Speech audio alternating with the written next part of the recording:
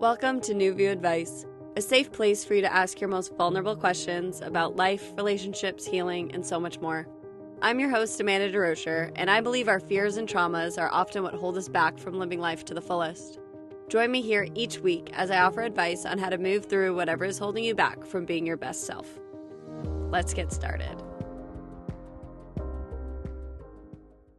Hey there, beautiful souls. My name is Amanda, and this is New View Advice. If you're new here, this is a healing-centered advice podcast, and what I mean by that is that the advice I offer is healing-centered, so it's not my intention to tell you what to do. It's my intention to help you to heal and help guide you back to your own heart.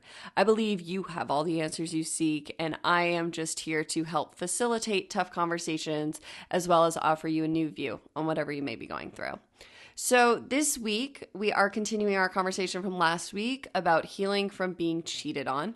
So if you haven't listened to last week's episode 29, I recommend you listen to that one first because I go deep into forgiveness. In that episode, I do an intro about forgiveness if you haven't listened to that yet. And I also have episode 22, which was the first episode I did on cheating, if you want to listen to that one as well.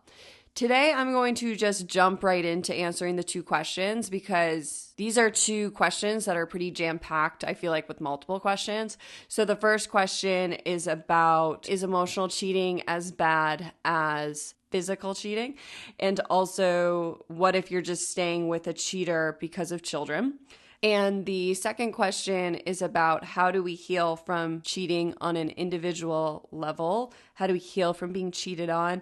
And how do we heal from emotional rejection and sexual rejection? I thought this was a really interesting question and a really important question because rejection is such a big part of being cheated on, feeling rejected. And those feelings can get stuck in our bodies. So we're going to talk about healing from that today.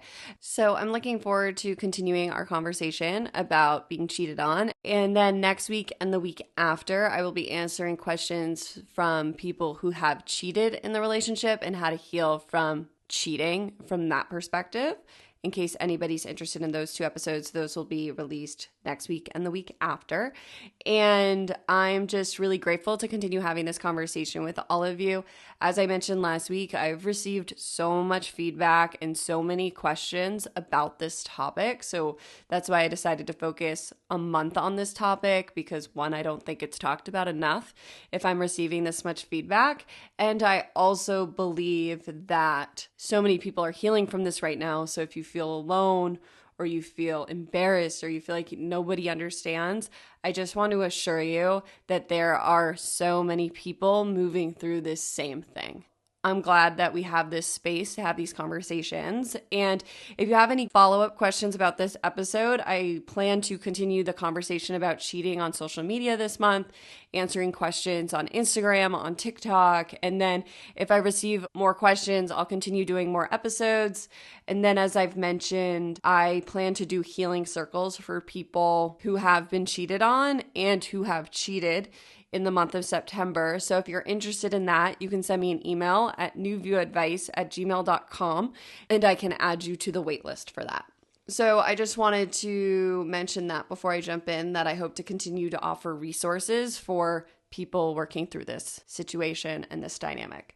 So let's jump on in.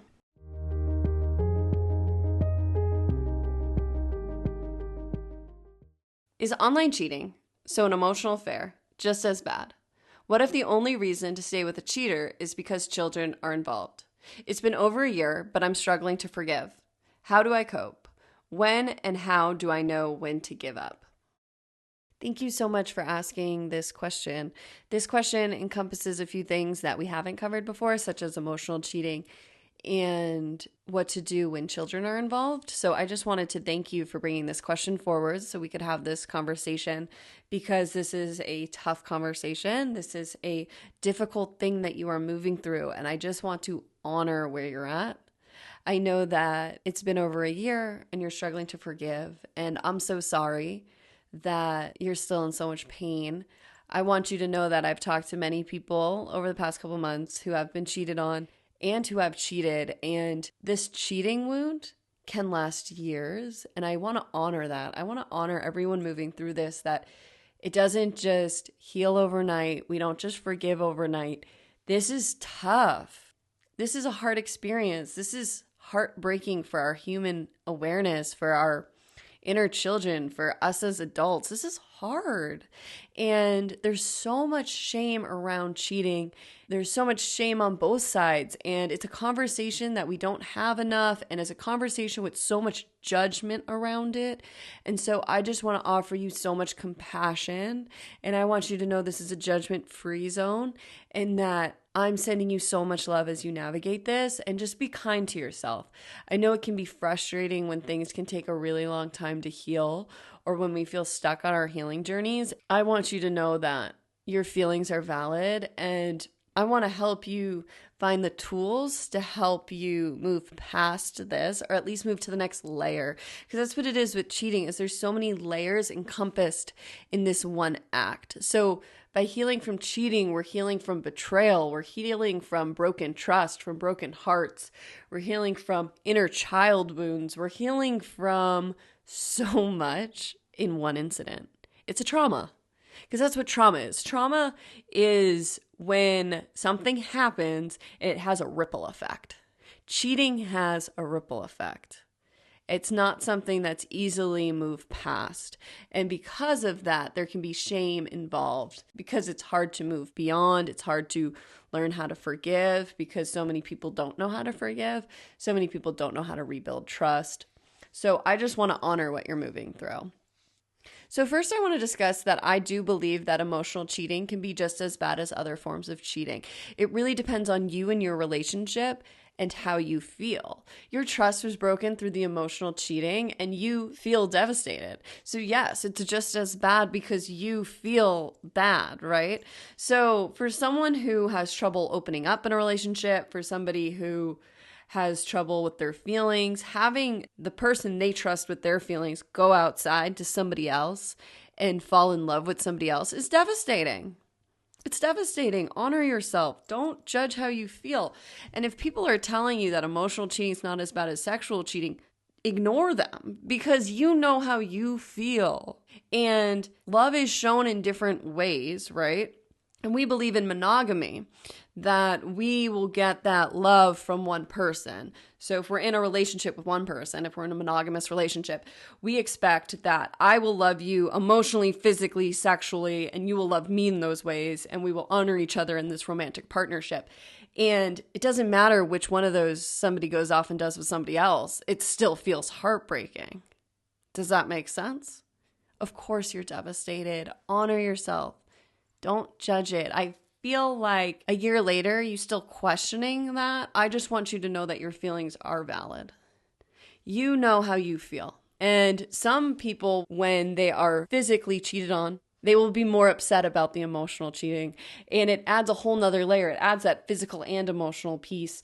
And cheating is complicated. It's just so complicated. There's so many layers. There's so many different scenarios. And if that trust was broken for you, that trust was broken. I just want you to honor where you're at. Number 1.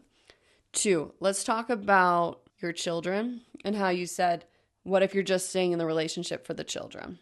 So as always, take what resonates, leave what doesn't. All right. I want to preface that with this because I feel like what I'm about to say is a hard truth, but if this isn't a truth for you, don't take it. Just leave it on the table. Okay. I want to preface it. I believe your children are affected if you stay in the relationship or not. Your children will see their parents' relationship, so you and your partner's relationship, and they will notice if you resent your partner.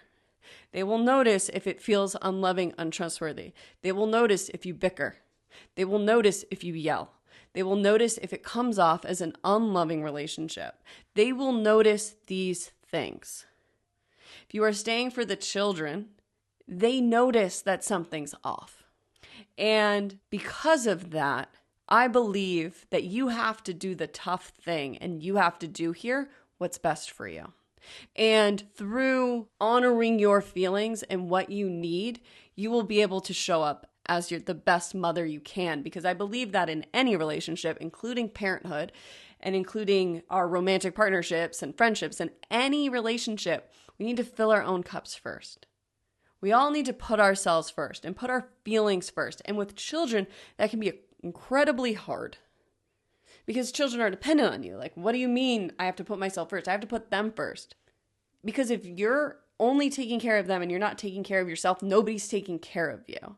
And you need to take care of you because, as I said, we really show up as better versions of ourselves when our own cup is filled first. And that might be hard for some people to hear. And a book I recommend you read, so I invite you to read Untamed by Glennon Doyle. So Untamed is her latest memoir. It's a book of short stories about womanhood. The book touches on her motherhood. The book touches on her divorce. She was cheated on and actually wrote memoirs about being cheated on and healing that with her husband and then leaving her husband. So she's no longer with her husband. She's in a new relationship with a woman named Abby Wambach. But Glennon Doyle's book really goes into Glennon's healing, a very similar situation to this. How complicated it is when you're a mother and you're cheated on. So I invite you to read that book because I think that you may see yourself in her story. And you can check out her other memoirs as well. I haven't read any of her other books, so I can't recommend them, but read all the descriptions for all her books. And she went through a similar situation. I invite you to read these because I think that though people's stories are different, other people's stories can be very healing for us. And it can be very healing to hear somebody else's truth and to see what resonates and what doesn't. So I invite you to read Untamed.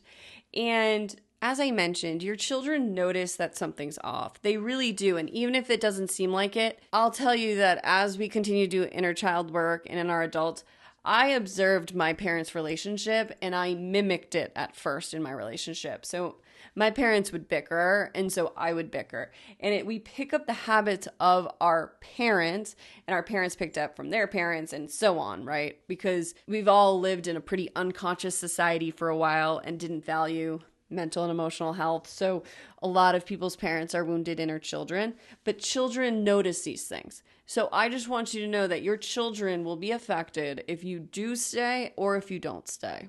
So though you're staying for your children, know your children truly are affected either way. And it's okay. You know, no parents are perfect. There's no perfect parents out there. It just doesn't exist. So that's another reason why you considering yourself in this is so important, because you will think you're doing what's best for them, but they're going to interpret it how they're going to interpret it, and you can only control yourself. And it's so hard because you want what's best for your children. I can tell you're a wonderful mother, and you want what's best for them, but you also need to consider what's best for you. I see you having 3 options, and none of these options are going to be easy. So as I've mentioned before, cheating is just hard. It's hard no matter what, because your 3 options, I think they're all difficult choices. So choice number 1 may be the easiest, but it's still hard, and it's to do nothing. You can keep living your life exactly as you're living it and continue to not forgive, continue not to do anything different, and be unhappy. But if you're writing in this question, I have a feeling that's not an option for you anymore, or it's getting very close to not being an option.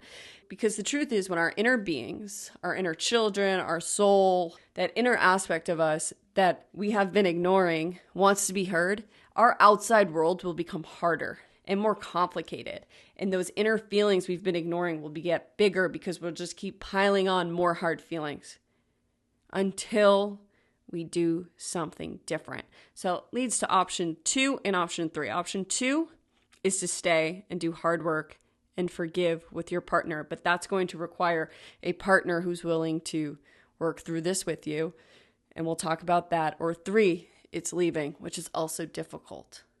To me, you're at a crossroads, and you have to choose a difficult path. And these paths are filled with different obstacles and different demons that you'll have to face. But if you listen to your own heart, there is a path that is brighter than the others. Like I'm seeing them as if like Snow White going into the woods, right? And one of these paths leads to your brightest future. But only you will know what's best for you. So you can stay the same, You cannot do anything and continue being unhappy. It's an option people choose all the time. And I wouldn't blame you because this is hard. This is hard work. Inner work isn't easy. I can get up here and tell you about doing it and tell you how it's made my life better. It has. I'm so much happier than I used to be. But I'm also going to be honest with you, and there's been a lot of days I've cried on the floor, cried in supermarkets, cried in my car, screamed in my basement, screamed at the beach, smashed plates, screamed at the top of my lungs, at myself and at my partner. It's not an easy journey, the inner journey, but it is a courageous journey for the willing. And I can tell you that with each layer I heal and with each new insight I have into myself, I get to know myself better and I get to love myself deeper. And there is nothing like it. There is no gift better that I can give myself than to love myself deeper. And the deeper I love myself, the more I get to know myself, the more I forgive myself and I forgive the outside world, the better friend I am, the better partner I am, the better family member I am, the better community member I am, the better I serve my community of people who listen to this podcast, the better I am. We only get one life, and you deserve to be happy. So, though whichever path you choose is hard, your heart knows what will lead you to your inner happiness, your inner wholeness, your inner love, which will teach you to love your inner child, which will lead you to be the best mother that you can. So, if you decide to stay in your relationship and you decide to work towards forgiveness, the first thing I invite you to do is to have an honest conversation with your partner. I don't know how much you have talked about what happened. I don't know how much you've talked about the cheating, but I invite you to plan a time. So don't just blurt it out. Say, I have a serious conversation I want to have with you. Do you have some time? And put a time on the calendar. Make sure it's time that you and your partner can be just one-on-one without the children, so you can have a tough conversation about your relationship. And I want you to be honest with them about what you said here, that you are having trouble forgiving and that you're only staying for the children, if you haven't already had this conversation. Because your partner might not know how bad it is or where you're at. They might think you're over it if you guys don't talk about it, or they might know you're angry and they may not know what to do next. They might not want to bring it up to upset you, so you may need to open the door for this conversation. Because I find there's so much shame around cheating that we often, in relationships, will sweep it under the rug, tough issues that happen, and just not ever talk about it again. We might have a few conversations when it happens and then just not talk about it again. But if the feelings and the resentment's still there, it needs to continue to be talked about together. So I invite you to have that tough conversation.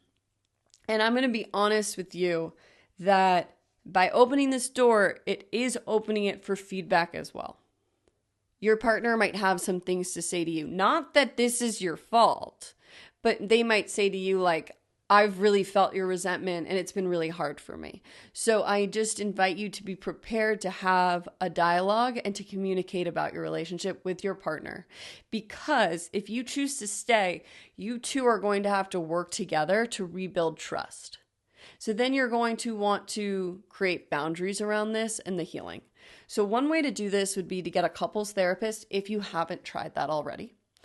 And this would create a space once a week or once every other week for you to discuss how you're feeling in a safe environment. Couples therapy can be really helpful because by having a third party present, oftentimes there's no yelling, there's no screaming, there's no crying. It forces a couple to talk about their issues because oftentimes we're on better behavior when a third person's present. It's just the reality. If you decide to stay, I also invite you to read a couples book with your partner. I talk about it all the time. One of my favorites is Getting the Love You Want by Harville Hendrix and Helen Hunt. This is one that helped me in my relationship.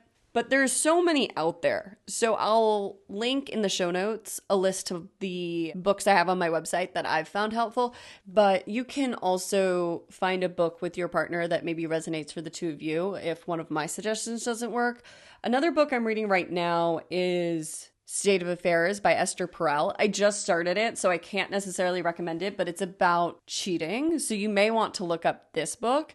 But again, read the description, read the comments, see if it's something that resonates for you, because I currently can't recommend it, but I'm hoping to be able to talk about it more on a later episode. But Esther Perel also has a podcast, Where Should We Begin?, which I recommend you take a listen to because it's couples therapy sessions. So also, if you've never been to couples therapy, it's a great way to get an insider's look into a couples therapy session so that it can seem less intimidating.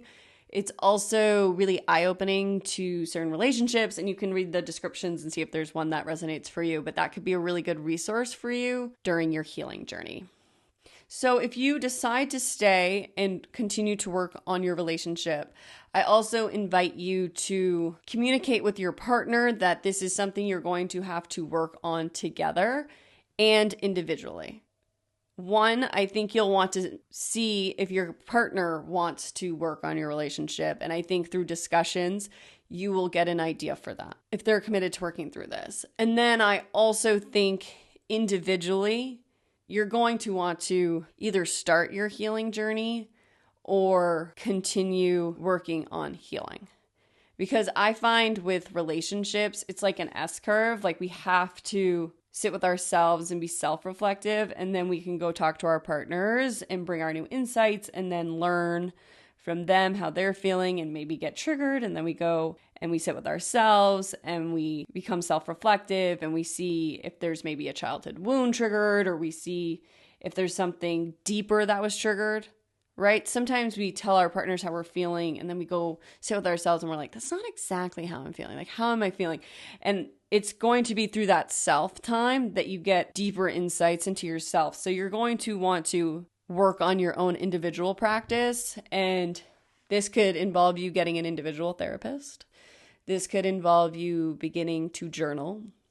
And I have some journal prompts on my website for cheating, but you'll want to journal about your feelings because you're going to want to move these feelings, because these feelings will be there until they're moved. Because if you're having trouble forgiving, my guess is that there's a lot of feelings you have and the feelings keep building. So journaling is an amazing practice for helping you move through those feelings.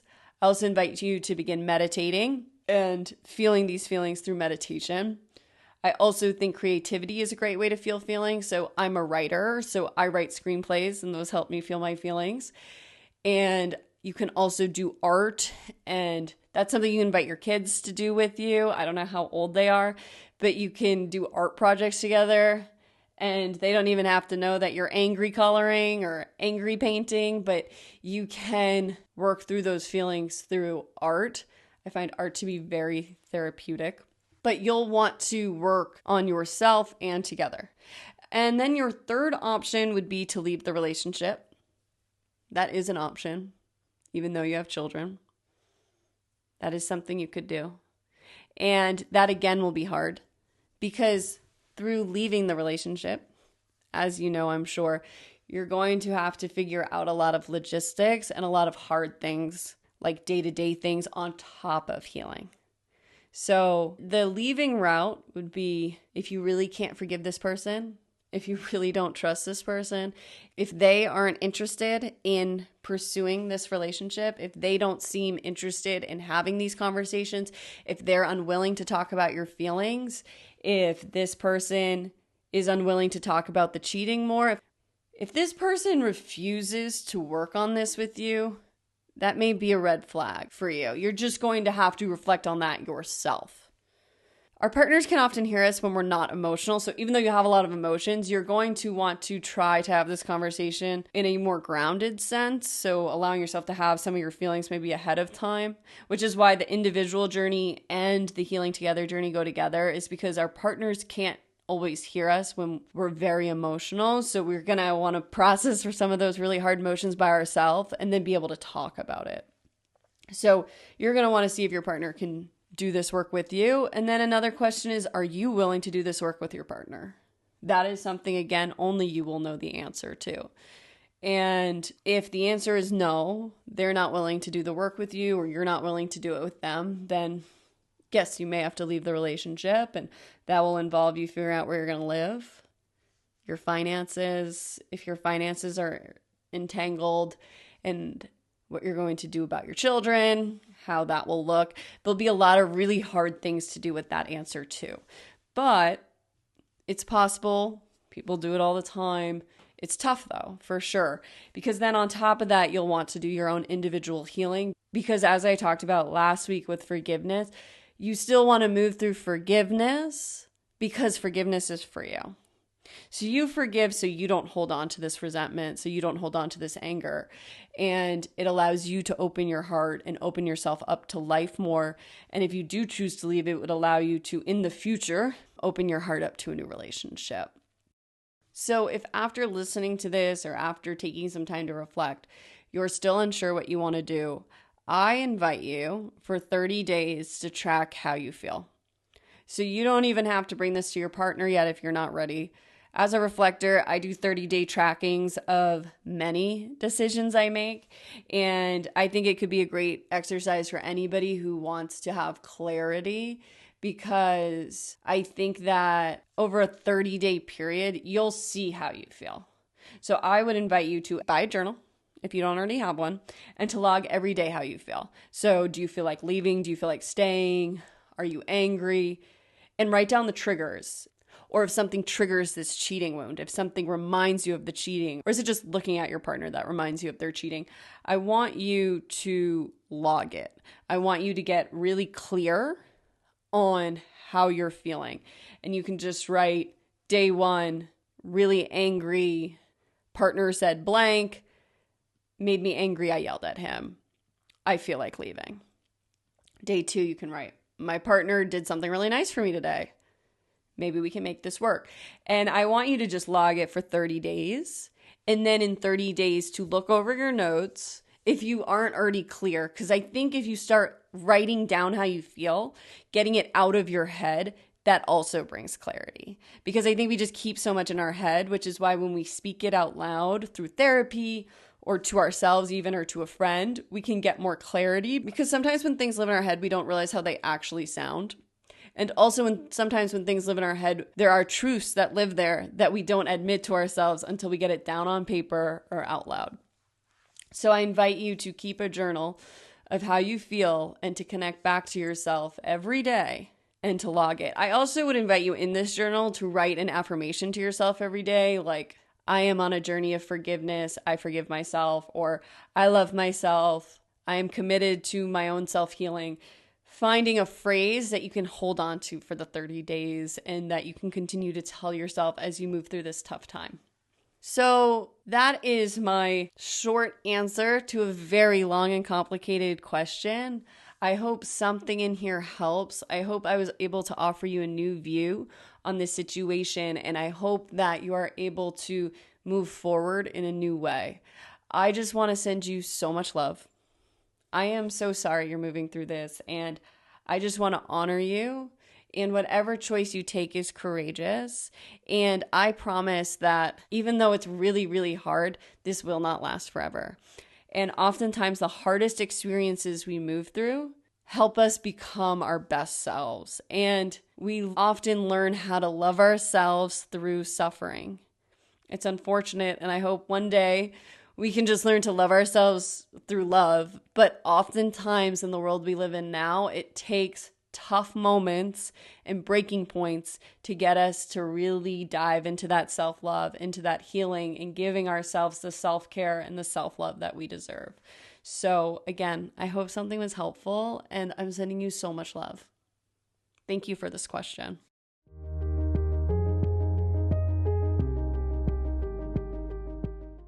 How do couples repair from cheating on an individual level?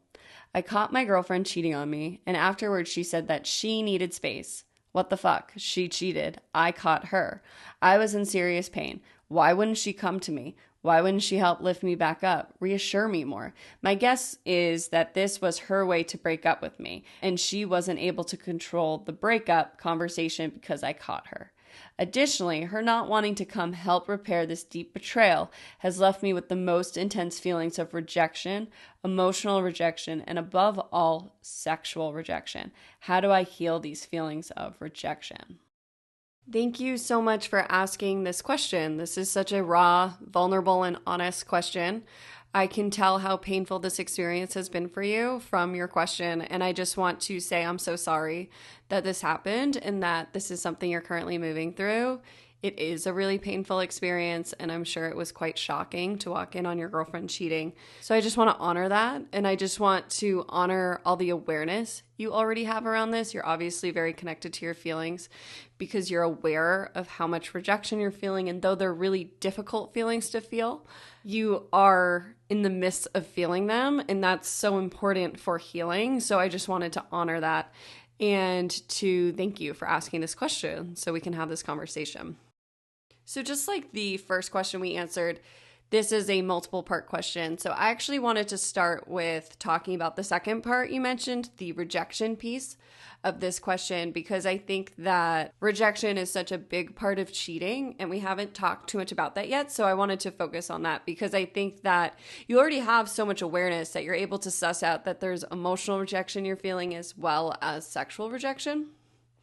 And I think it's a great realization you've had to be able to identify how you're feeling, identify that rejection. Because when we don't identify and put words to how we're feeling, that can often lead to shame. And shame is such a big part of cheating. And it's often why people can take years to heal from cheating is because of this shame and not wanting to go into these deep, gritty feelings, right? Rejection is a difficult feeling. Rejection takes time to heal. It's similar to betrayal, and you mentioned betrayal as well, where there's just a lot of different feelings that can be encompassed in rejection. And there's just so many different layers. So the image I'm getting, and I mentioned a similar image last week, is that there's a ball of string, but instead of it being one string, there's like 50 different strings in a ball, and they're all a different color. But to untangle this ball of string, you need to untie one piece at a time, so one colored string at a time.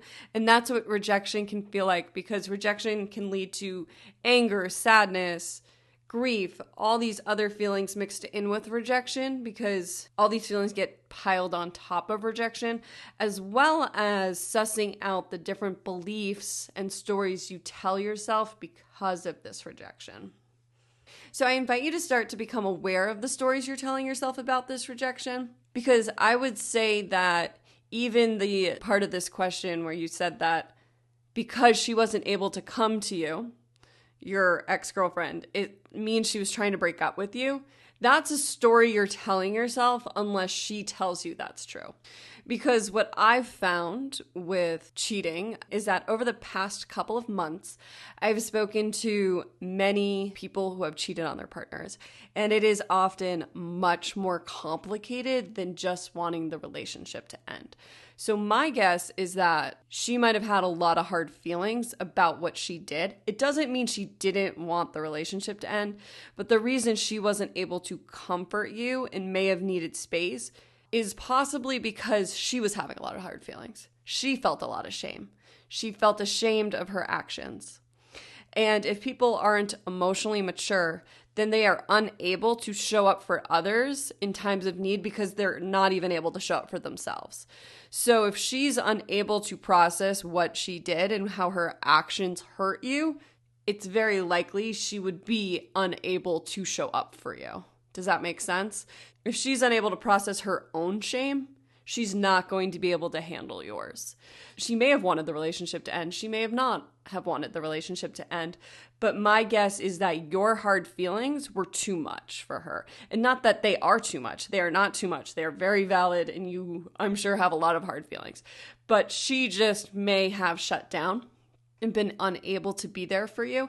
This happens all the time in our lives, that when we're moving through tough feelings, people have a hard time being there for us. It's one of the reasons I started this podcast, is because I found when I was going through my healing journey and I was healing from a lot of really hard things, very few people could talk about it with me. Very few people could be there for me. Very few people knew what to say, but a lot of people would shut down, because I know what I've survived makes people very uncomfortable.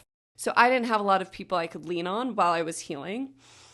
I'm grateful to have some, but I didn't have a lot. And what you might find and what other people listening may find while healing from cheating is that the person who was your partner, your ex-partner, is not able to be there for you because they're not emotionally mature enough. And I think when we're healing, we often need a lot of different people. But for you, that's not going to be this ex-partner. It's going to be finding possibly a therapist, having friends, family you can count on, maybe going to healers, finding a support system who can support you, because it doesn't sound like this woman is able to support you. So circling back to the rejection piece, I want you to start becoming aware of the stories you're telling yourself about this rejection or the beliefs you have around rejection. So because of this experience, what are you telling yourself? Because you mentioned emotional rejection and sexual rejection. So are you telling yourself, I'm not good enough, I wasn't a good enough partner, I wasn't good in bed? Like, what beliefs are you beginning to tell yourself? Because you want to suss out these core beliefs, because these are what we hope to heal over time. So I'll give an example from my own life to see if this is helpful. But when I was younger, I was bullied and had trouble making friends. I feel like throughout my childhood, I had new friends every year. I couldn't seem to keep friends in my youth. And this created a lot of feelings rejection for me, that these friends often left me, that I would become so involved with these people. I would be so open, and then they would leave me and I'd be left heartbroken. And because of this, I created the belief that I wasn't good enough, that I wasn't a good enough friend, that I wasn't worthy of having friendships. And I created these stories that I hung on to and I brought into my other relationships. So even before I made other friends, I already thought I wasn't a good enough friend. It was subconscious, but I already had that baggage. And as I entered my healing journey, a big part of it has been to look at these friendships and to look at these feelings of rejection and these stories I created because of them. And the truth is, none of it was true. So I don't know why most of these people stopped being my friend, but it's not because I wasn't good enough. There's nothing inherently bad about me. There's nothing wrong with me. People don't jive all the time. People come in and out of people's lives. They could think I'm annoying. It still doesn't mean I'm actually annoying. It just means that they think I'm annoying. But I can choose, I don't receive that. That's not true. I'm not annoying. I'm awesome. So it's all about how we take on the beliefs of others, and it's starting to suss out what you are telling yourself based off this experience. And I wanted to mention that this may sound a lot about the emotional rejection piece, but I think that this is tied to the sexual rejection as well, because sex is another topic that has so much shame around it, which is a reason cheating can be such a shameful topic. It's one of many reasons, but because many people have an unhealthy relationship with sex, it can lead to cheating being very complicated. So I wanted to take a minute to talk about sex and just to talk about what is your relationship with sex. So I'm not sure I've gone too much into it on the podcast, but as a survivor of rape, I've spent a lot of time with the topic of sex. And what I've learned is that in order to have a healthy relationship with sex, we need to think about it, talk about it, and discover where our root beliefs of sex have come from. So many of us have beliefs around sex that are not ours. So they're ideas and beliefs we've picked up from others. So this could be from friends, from movies, from magazines, from the news, from our parents, from religion. But oftentimes they're not our beliefs. A lot of times we haven't even taken the time to figure out what we believe about sex, what we want sex to look like, what healthy sex looks like, what sex is to us, what we want sex to look like in our lives, what are our sexual needs, what are our sexual pleasures, what is a healthy sexual relationship like with a partner, what is sex to me, what do I want my relationship with sex to look like. Am I having sex because I think I have to? Am I having sex because I think it means that this person loves me? What is my belief around sex and having sex with a partner? What is my belief around having sex with myself? What is my belief around one-night stands? I think so many of us haven't taken the time to suss it out, to become comfortable in our bodies, and to become comfortable talking about sex. Because it's another shameful topic. It's another topic that there's so much shame around and so many people are uncomfortable talking about. So I think most of us didn't have a safe place to learn about sex when we were younger. So that's why we end up gathering this information from unhealthy sources. For example, for me, I learned a lot about sex from my peers. So during the ages when people become sexual, I gathered a lot of information from other 14, 15, 16-year-old girls. I wasn't learning about sex in a healthy way. I was learning about it from other 16-year-old girls with body issues, with other 16-year-old girls who were learning about it from movies, from other 16-year-old girls learning about it from their peers. So it wasn't healthy. So I took on a lot of beliefs that are not true and a lot of shame around sex. Because for me, for example, I was raped in my childhood, I was raped in my teens, and then a lot of the girls I learned about sex from had a lot of shame around their bodies too. So for me, sex equaled shame. So my relationship with sex was shame for a very, very long time. And as I have undone the layers, my relationship with sex has changed. But it's taken a very long time for me to have any version of a healthy relationship with sex because it's very complicated for me. But I think it's very complicated for a lot of people. So that's why for you with this sexual rejection, I want you to start thinking about what are your beliefs around sex. I want you to really tune into that. You know, a lot of us watched TV and movies and learned about sex from that. And, we learned sex is magical and sexy and that you should be really sexual, but not too sexual. Don't be a prude, but don't be a slut. So there's a lot of contradicting beliefs that are thrown at us. And when we don't talk about a topic as a society like sex, we just pile on beliefs. We're just looking for somebody to tell us how we're supposed to feel about this because we don't know and there's nowhere to turn and there's nowhere to talk to about it. So it just becomes swept under the rug, but we're piling on beliefs all the time. So for you, some questions that I think you could ask yourself to try and start to get at the root beliefs you have are, what is my relationship with sex? What does sex mean to me? What is sex to me? Do you think that sex and sexually pleasing your partner says something about your manhood or your womanhood? Do you believe that your partner having sex with someone else means something about who you are? What are you telling yourself about this situation? What are you telling yourself about sex? And I want you to dive into this topic because for most of us, there's so much to unpack. And the more clear we can become around our beliefs around sex, the freer I truly believe we will feel. I believe that sex is a topic with a lot of shame, and the more comfortable we can get talking about it with ourselves, with our partners, and with society as a whole, and not feeling shameful about it, the more free we will really feel inside. I've found that to be true in my own life. So I hope something there was helpful. I also wanted to mention for these intense feelings of rejection you're feeling that I wonder if a therapy like EMDR therapy or somatic therapy could help you. So both of these are trauma therapy techniques because I'm wondering if this was a very shocking experience on your body and if it got stuck. So many of us have stuck feelings, memories, emotions in our body. So I think everybody could benefit from EMDR and somatic therapies. But EMDR, if you've never heard of it, is eye movement desensitization and reprocessing therapy.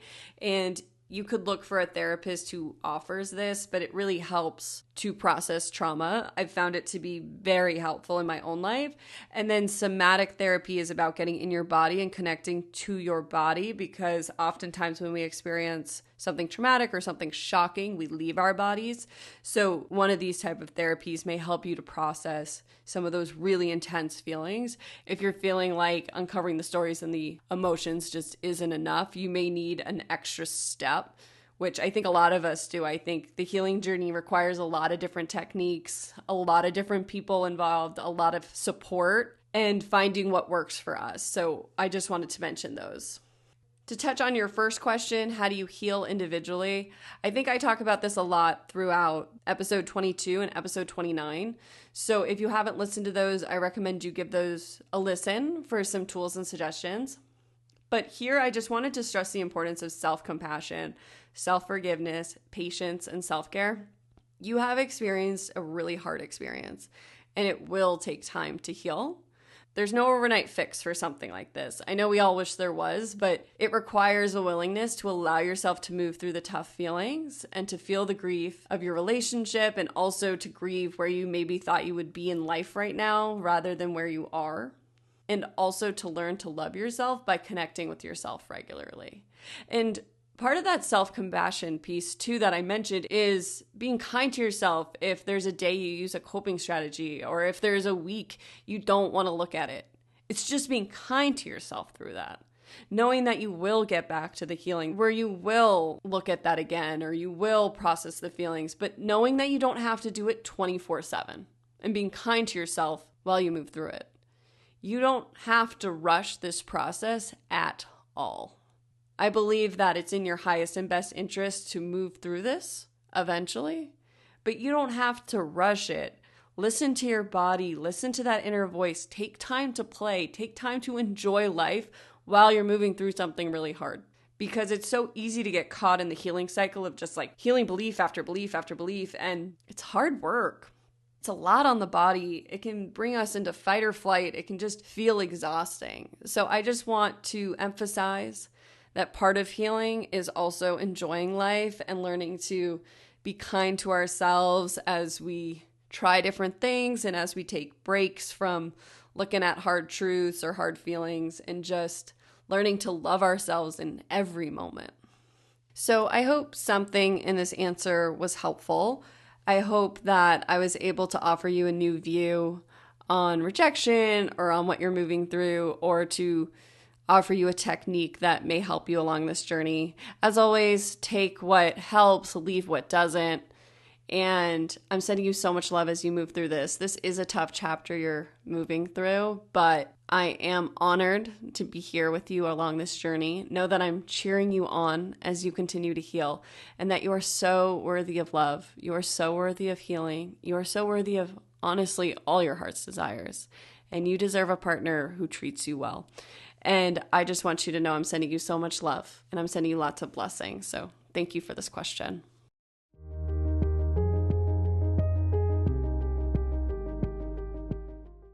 Thank you so much for tuning into another episode of Nuvia Advice. I hope that this episode offered anyone moving through being cheated on some comfort and maybe some new tools for the healing journey. I am so grateful for everyone who listens and to continue having these conversations about cheating. If you haven't already, I invite you to subscribe to the podcast so that you never miss an episode, and also to leave a rating and a review. Ratings and reviews help to bring more people to the podcast and to help people feel safe listening to this show, and also to know that people find it helpful. So if you found this episode helpful, I would love it if you left a 5-star rating and a review. I am so grateful for everyone who listens, and to continue having these conversations each week. And I love when people reach out through email and through direct message, because I love hearing about where you're at in your healing journey, and I'm so passionate about talking about healing. Thank you again for tuning into another episode of Nuvia Advice. As always, I hope I was able to offer you a new view on whatever you may be going through. Sending you all my love. See you next time.